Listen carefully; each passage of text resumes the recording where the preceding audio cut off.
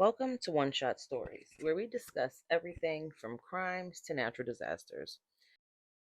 Today, we'll be diving into some of the many crimes committed by the Pagans Motorcycle Gang. These criminals have been terrorizing the streets of the United States for 5 decades. Please keep in mind, this video is for entertainment and educational purposes only. The Pagans Outlaw Motorcycle Gang has been causing destruction for over 5 decades. Stealing, extorting, committing hits, manufacturing illegal substances, and so much more.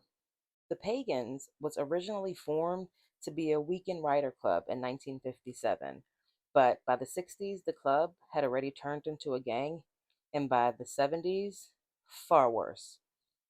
In this video, I'm going to go through some of the disgraceful, heinous crimes these hoodlums, gangsters, and gangbangers have committed over the past 50 plus years. Some of this information in the video will be read directly from court records. All of it is public information. And please keep in mind, this video is for entertainment and educational purposes only. Let's dive in. The Pagans have approximately 3,000 plus members and more than 100 chapters that are active along the east coast of the United States and more recently, the west coast and Puerto Rico. Chapters are common in Florida, New York, Massachusetts, Rhode Island, New Jersey, Pennsylvania, Connecticut, Alaska, South Carolina, just to name a few. The Pagans have a mother club or a ruling council which ultimately rules the club. This first crime is directly from court documents. It's a crime committed in the 70s by a Pagans leader.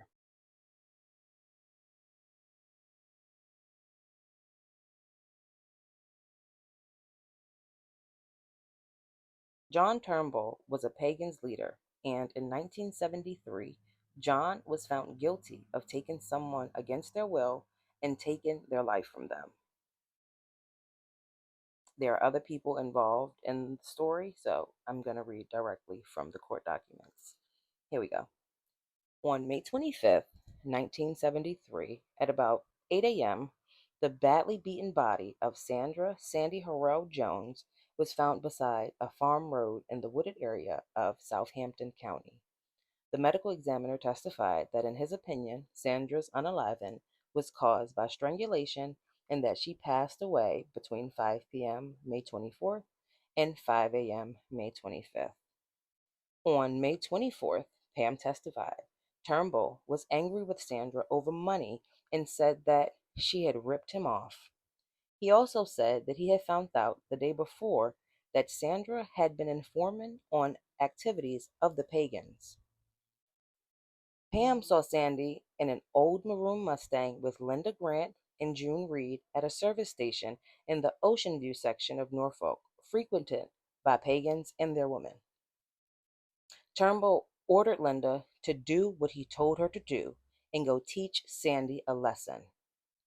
Linda, June, and Pam then took Sandra to an apartment where Linda brutally beat her with a belt and cut off her hair. The four returned to the service station around 3 p.m. Turnbull directed Linda to take Sandra to Georgia and, if she didn't make it along the way, just drop her off somewhere.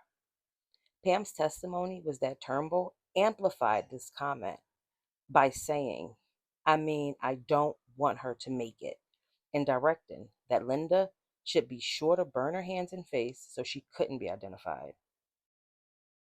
With Linda driving, the three girls transported Sandra to Southampton County, where Linda unalived Sandra and left her body lying by the side of a dirt road in a remote wooded area.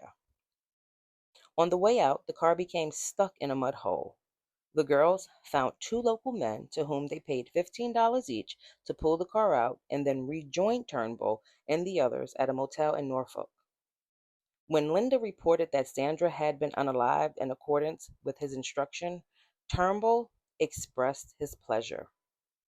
George Edwards testified that he and a neighbor helped three girls whom he identified as Linda Grant, June Reed, and Pam Blair by pulling their car out of a mud hole in the woods path in Southampton County. on May 24th at approximately 11:30 p.m. Suspicious of the circumstances, he wrote down the license number on the car. The next morning, he returned to the area and discovered Sandra's body some 300 to 400 yards from the place where the car had been stuck.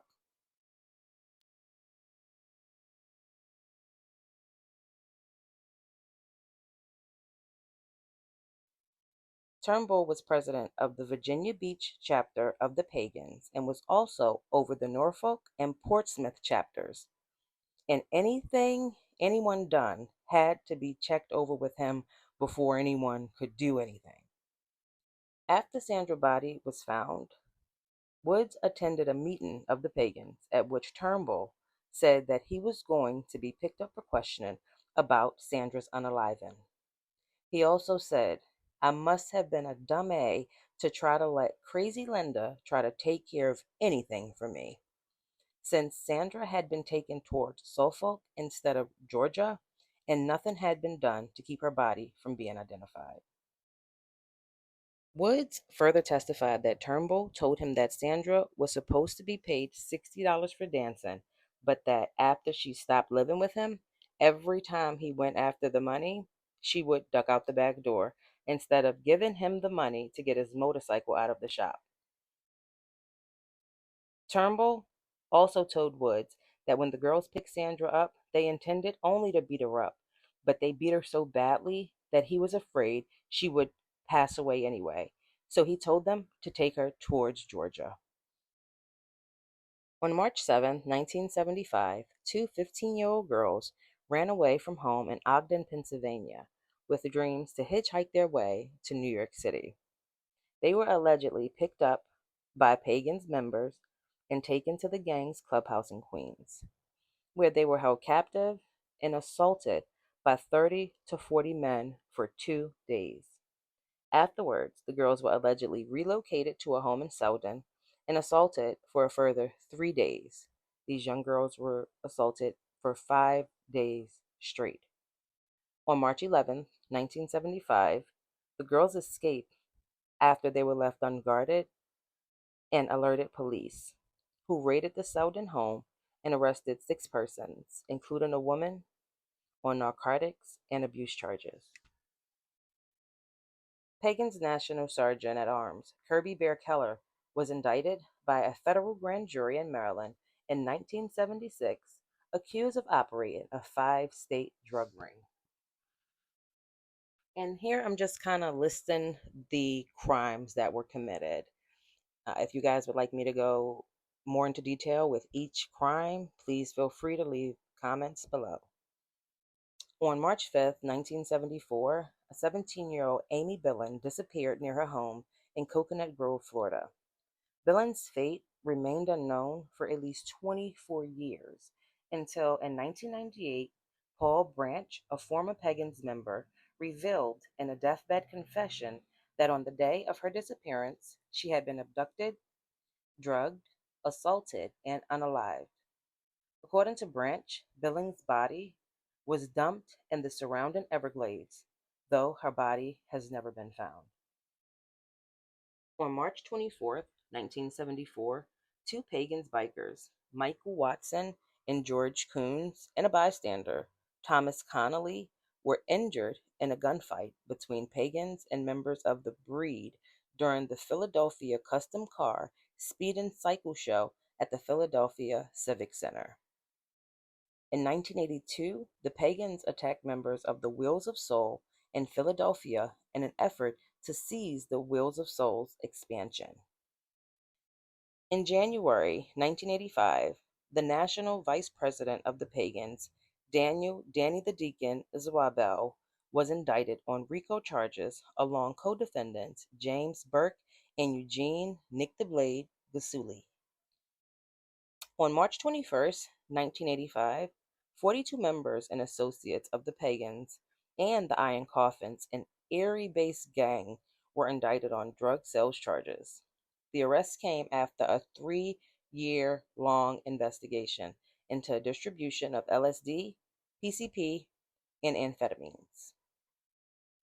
Keller, once a member of a motorcycle gang called the Pagans, and his wife, Barbara, a nude dancer. When they married in 1981, Keller renounced his association with the Pagans, allegedly. Barbara abandoned her career as a dancer, and the couple moved to a farm in Lancaster County, Pennsylvania. In 1989, Barbara announced that she was leaving Keller, and their son and her were moving in with her parents in Pittsburgh. Keller subsequently learned that Barbara did not go to Pittsburgh, and he enlisted a private investigator to locate her. On June 20th, 1989, Barbara telephoned Keller and revealed that she was living with Gary Ryder, a friend who resided down the lane from the Keller farm. Later that day, when Barbara returned to the farm, Keller shot and unalived her. He then telephoned Ryder and asked that he come to the farm. When Ryder arrived, Keller ran out of the house, firing a rifle at Ryder's truck. Bullets hit the truck, but Ryder was able to drive away unharmed. Keller returned to the house and telephoned friends and family members to tell them what he had done. He wrote what appeared to be a suicide note, but he did not attempt to unalive himself and instead surrendered to the police.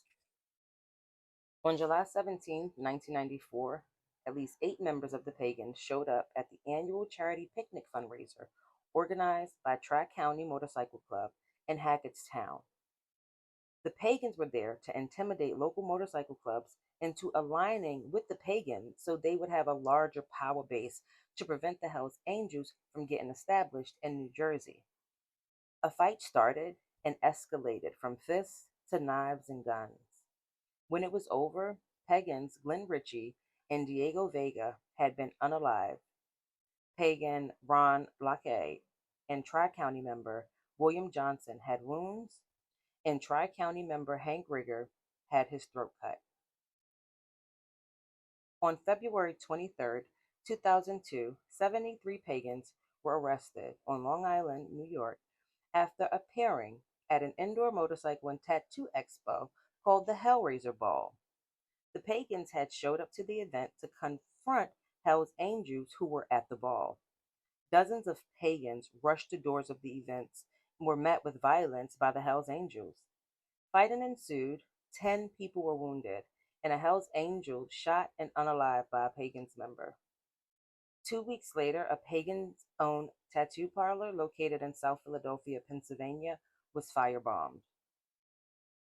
In 2005, Pagans allegedly opened fire on and unalived the vice president of Hells Angels Philadelphia chapter as he was driving his truck on an expressway. Later that year, the Hells Angels closed their Philadelphia chapter. A 66-year-old Pagans leader, J. Carl Wagner, was arrested in Washington County, Maryland, by 60-plus officers from state, local, and federal agencies with a bomb disposal robot on March 9, 2007. He would later be charged with possession of a regulated firearm after conviction of a violent crime. Police and agents recovered 7 handguns, 2 alleged explosive devices, and 13 rifles. On March 5, 2008, Wagner pleaded guilty to being a felon in possession of a firearm.